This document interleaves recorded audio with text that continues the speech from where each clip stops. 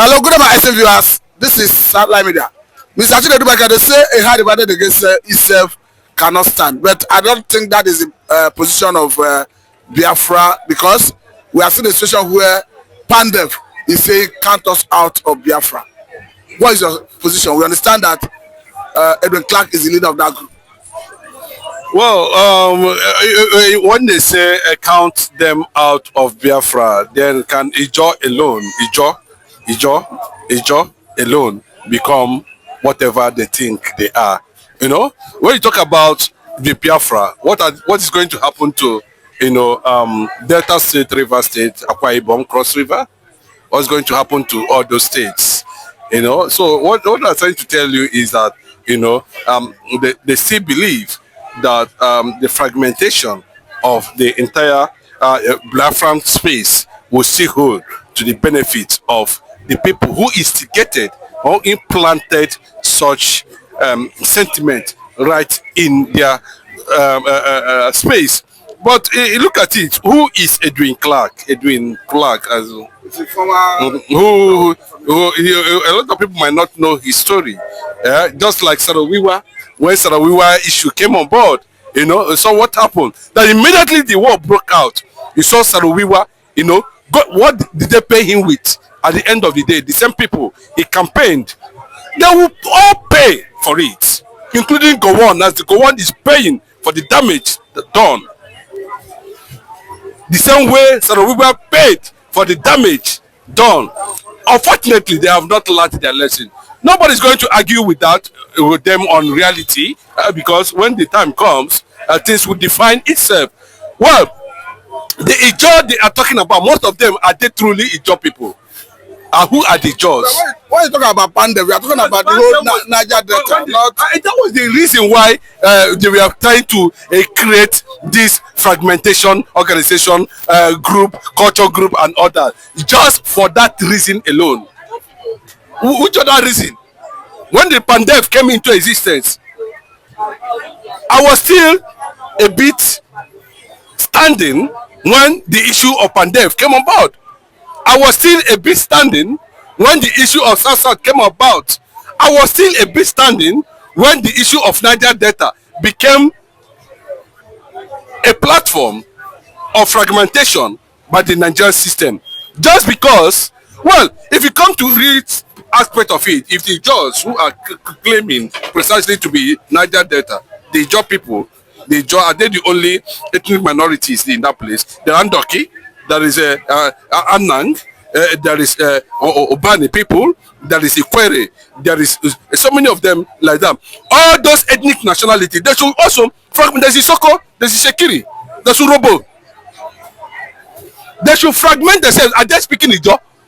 All those ethnic minorities there, are they speaking Ijaw? No, I was to ask you because someone like Senator Ned Nwoko, that is the senator representing Delta North Senatorial District in the Nigerian Senate, he has said that is a Biafran. I'm not taking part with Ned Nwoko because he's championing an Anyoma state, which has been normalized by the Ohanese leadership. I'm looking at the perspective and the awareness coming from a man who is a billionaire, a philanthropist, still managed. Bro, do you understand what I'm saying? He still managed with all the influence and all the specs around him to still speak the truth. How is that? Ned Nwoko. I'm not looking at him as a personality. I'm looking at him, for standing on the path of truth. Because he is going to escape when the justice comes. Sarawiwa that sold Ojuku's father's property in Port Harcourt, turn it to abandoned property because of Hausa. How did he end? Dying minute, he sent for Ojuku to intervene when Abacha wanted to eliminate him. And of course, you know what happened? David Umahi, who is the minister of whatever, is it works or whatever, his elder brother was the chairman of that panel under Abacha at the other time that was leading the Ogoni 9 as at that time, where Saro-Wiwa was found to be wanted. He was calling Odumegwu Ojukwu to intervene on his behalf because it became very clear that Abacha won't spare him as at that time. But these are the people that renamed Igbo properties. The same Saro-Wiwa schooled in government college Umahia, where there was no school. They were accommodated, provided for, including Edwin Clark that was appointed by Dr. Nnamdi Azikiwe as his personal PA. The same people turning back today to say, nye, nye, nye, nye, nye, nye. Well, River State, Delta State, of course, we know they are going to produce the next Ohanese. Then, when they talk about their so-called Pandef, they should exclude Igbo territories and communities. Okay, now let's look at what transpired in Naija Delta. I'm not, you understand, they should exclude it. Because it is where I have been. In Bayelsa, there are large 30% of Igbo communities in Bayelsa. In Amasoma, where former Bayelsa State Governor, the late Bayelsa State Governor, Anamesia came from, go there, half of Anamesia's children married to Igbo ladies. What are they talking about? Okay, nobody's going to take that. When the time comes, there is Sambisa Forest. We are talking about bringing some of their allies that was extended referendum to before they joined the other part of the country called Cameroon. They are all coming back to form. Because the referendum will be extended to them. Okay, now let's look at what is happening in the ranks of Biafra agitation, or rather agitators. Samuel just lost his position because Dr. Ngozi just dissolved the ESCO. And of course, he said the leadership of Samarepa have tried, saying that they formally declared the Biafra a failure recently, but that the new ESCO that we formed will follow their affairs going forward. I mean, the affairs of Biafra. Of course, sophistication is what is needed. Everybody has registered their presence and influence. I'm not seeing such thing as a sabotage. Pending when because of Samoneba is being under interrogation, the affairs of the agitation will not go on. It has to go on. It has to continue. There will be manifestations as time goes on. So in that regard, pending when things will normalize, I am seeing an atmosphere of inspiration. People will be inspired to reconciliation when the whole blocks of the agitation will be seen as being freed. They will all come together for one purpose, and that purpose. But do you have confidence in her leadership? You can see, talking about Dr. Ngozi Arabusi. You can see the way Amanachi has been able to drive and coordinate things, to the events that took place in Lahi, Finland. I think to an extent, she has shown, he has exhibited some level of prowess and potentiality, and the drive, the quest, to continue to attract solidarity to the world. From what I understand, she is well connected, and she understands the international relations, politics in regards to self-determination. People that put her in that position knows that she is capable, and as a woman, we expect that she should be able to bring her influence as a doctor, who has mastered the trend of self-determination, and who also have been able to coordinate some high level of agencies and lobbyists across the world to buy into the solidarity of Biafra. I think to an extent we are going to see another dimension that will be in full support of what Mazi Nnamdi Kanu and Samoneba have really have been established, and continue to push for definitely world recognition in that regard.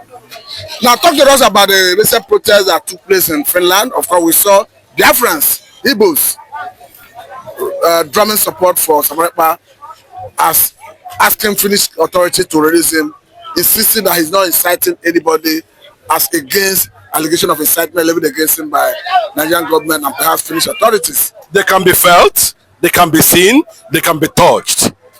The Biafran that had a field day with the Finnish media, interacting, can be seen. So will you be able to come out in all reasoning to say that these people are terrorists? That of course nobody, the world will not. What impact do you think that protest demanding for a release will have? It's solidarity. It's not a protest, because the Finnish government have not been able to come out plainly and define properly, the modalities that led to Simon Ekpa being under interrogation. They are interrogating him, and they will come out. The first statement they came out to say was that he is not a member of any terrorist organization. So what does that mean?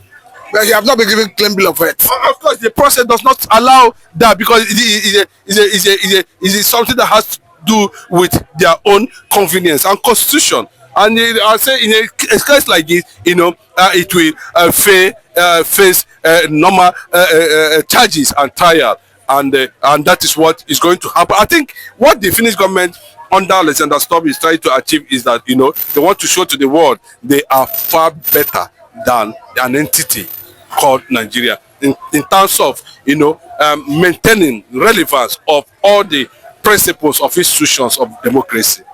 Though it's not yet clear whether Dr. Ngozi Orebose will assume the leadership position, but should in case she eventually assume that position, do you think she have the capacity to drive the process? I'm just looking at the intelligence, I'm just looking at what he has been able to bring to the table. I'm also looking at his contributions.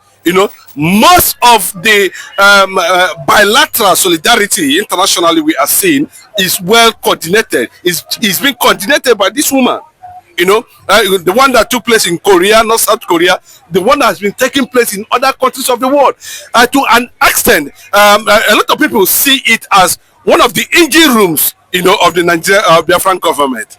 So I think to an extent, that level of commitment, is already the reason why people are going to put him on the table and offer their trust and their support to her. Now, finally, what is your advice to Biafrans generally, seeing that we are seeing distant voices, perhaps people who are saying, count us out, people who are saying, we are not part of it, because we have seen Obama who have said, I'm going to sue Simon Ekpa for treason if you come back to Nigeria. When you say that anybody can come out and breathe anything and throw it to the public, but the only thing is that they said that truth is an open wound. It's an open wound. Only truth can heal. That does it. There's reality. There are facts. When the time comes, I will face the reality. And what is the reality? In reality, there's no form of fake. You can't see fake in reality because people will want to dig deep.